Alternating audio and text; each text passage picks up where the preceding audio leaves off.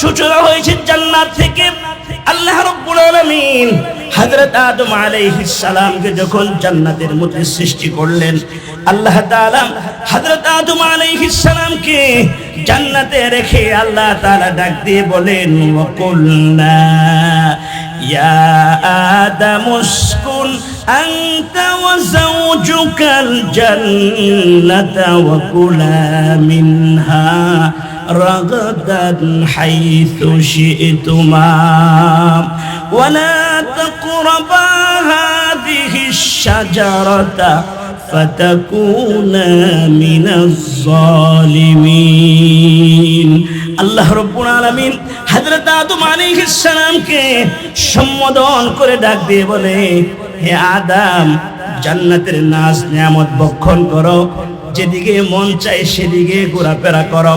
জান্নাতের মধ্যে কত নাজ নিয়ামত আছে, সকল নাজ নিয়ামতগুলি ভক্ষণ করো, মনে যেটা চায় সেটা তুমি খাও, কিন্তু ওয়ালা তাকরাবা হাযিহিশ শাজারাতা ফাতাকুনা মিনাজ জালিমিন।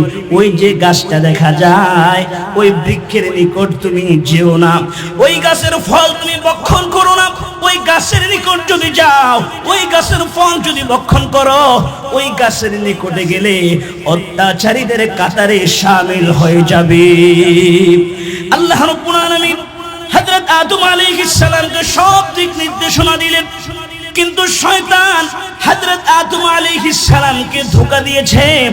আদমকে ধোঁকা দিয়ে নিষিদ্ধ গাছের কাছে নিয়ে গিয়েছে, নিষিদ্ধ গাছের ফল খাওয়াই ফেলেছে।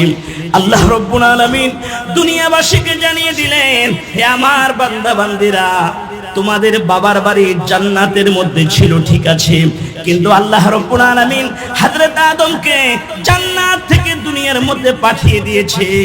তোমরা আমার আদমকে দোষারোপ করিও না। আল্লাহ রাব্বুল আলামিন কুরআনুল কারীমের মধ্যে বলছেন, ফাআযাল্লাহুমাশ শাইতানু আনহা فأخرجهما مما كانا فيه وقلنا اهبطوا بعضكم لبعض عدو ولكم في الأرض مستقر ومتاع إلى حين। আল্লাহ রাব্বুল আলামিন কুরআনুল কারীমের মধ্যে ঘোষণা করে দিয়েছে, ও আমার বান্দা বান্দীরা নে, শয়তান আমার আদমকে ধোঁকা দিয়েছে। আমার আদমের কোনো দোষ নাই, শয়তান ধোঁকা দিয়েছে। আল্লাহ রাব্বুল আলামিন হযরত আদম আলাইহিস সালামকে সম্বোধন করে ডাক দিয়ে বলে, আদম, যাও জমিনের মধ্যে নেমে যাও, এখন থেকে তোমার শত্রু শয়তান, তোমরা দুইজন জমিনের মধ্যে মোকাবেলা করো। আল্লাহ রাব্বুল আলামিন হযরত আদম আলাইহিস সালামকে জান্নাত থেকে জমিনের মধ্যে পাঠিয়ে দিলেন। মা হাওয়াকে আল্লাহ তাআলা জান্নাত থেকে জমিনের মধ্যে পাঠিয়ে দিলেন, শয়তানকে আল্লাহ তাআলা জমিনের মধ্যে পাঠিয়ে দিলেন। হযরত আদম আলাইহিস সালাম জমিনের মধ্যে এসে সিজদা দিয়ে আল্লাহর দরবারে রোনাজারি করা আরম্ভ করে দিয়েছে, কান্নাকাটি করা আরম্ভ করে দিয়েছে। খতিবে কাসতালানি কিতাবের মধ্যে লেখে, সাইয়্যিদনা হযরত আদম আলাইহিস সালাম 360 বছর পর্যন্ত একাধারে কান্নাকাটি করেছে।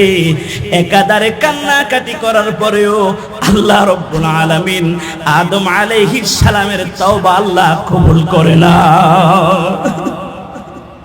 মুহতারাম হাজিরিন, হযরত আদম আলাইহিস সালামের মনে হয়ে গেল, আল্লাহ রাব্বুল আলামিন আমাকে যখন জান্নাতের মধ্যে রেখে দিয়েছে, জান্নাতে আমি আল্লাহ তাআলাকে একটা সিজদা দিয়েছি।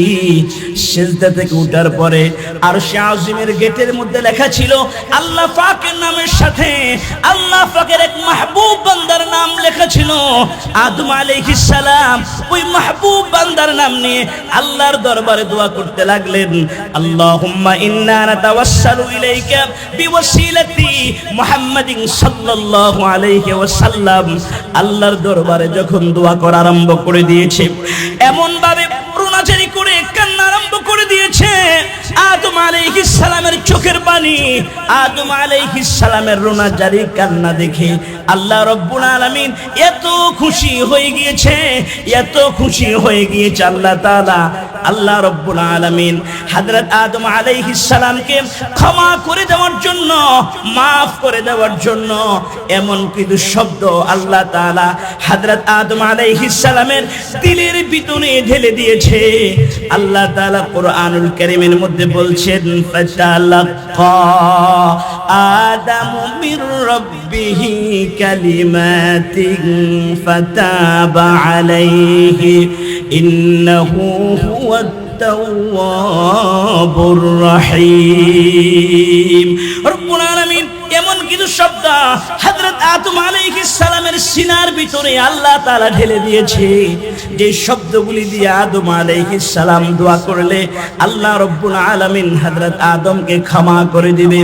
আল্লাহ তাআলার শিখানো শব্দগুলি দিয়ে হযরত আদম আলাইহিস সালাম আল্লাহর দরবারে রুনাজারি করতে লাগলেন, আল্লাহর দরবারে দোয়া করতে লাগলেন, রব্বানা যালামনা আনফুসানা ওয়া ইল্লাম তাগফির লানা ওয়া তারহামনা লানাকুনান্না মিনাল খাসিরিন। পড়ুন, রব্বানা যালামনা আনফুসানা ওয়া ইল্লাম তাগফির লানা ওয়া তারহামনা লানাকুনান্না মিনাল খাসিরিন। হযরত আদম আলাইহিস সালাম আল্লাহ তাআলাকে ডাক দিয়ে বলে, প্রভু প্রভু গো, আমি এবং হাওয়া আমরা দুইজন আমাদের নফসের উপরে জুলুম করে ফেলেছি, অন্যায় করে ফেলেছি, অপরাধ করে ফেলেছি। আয় আল্লাহ তাআলা, আপনি যদি আমাদেরকে ক্ষমা না করেন, আপনি যদি আমাদেরকে মাফ না করেন, তাহলে আমরা ক্ষতিগ্রস্তদের কাতারে শামিল হয়ে যাব। আদম আলাইহিস সালাম এমন ভাবে আল্লাহ তাআলার দরবারে রুনাজারি করা আরম্ভ করে দিয়েছে, কান্নাকাটি করা আরম্ভ করে দিয়েছে। আদম আলাইহিস সালামের কান্না দেখে রব্বুল আলামিনের রহমতের মধ্যে এমন জোশ এসে গিয়েছে, এমন জোয়ার এসে গিয়েছে। আল্লাহ তাআলা ডাক দিয়ে বলে, আদম, আজকে আমি আল্লাহ রব্বুল আলামিন তুমি যে শব্দগুলি পড়ে আমার কাছে তওবা করেছো, আমি আল্লাহ রব্বুল আলামিন এত খুশি হয়েছি, আমি আল্লাহ রব্বুল আলামিন তোমাকে এবং হাওয়াকে ক্ষমা করে দিলাম। জোরে বল সুবহানাল্লাহ।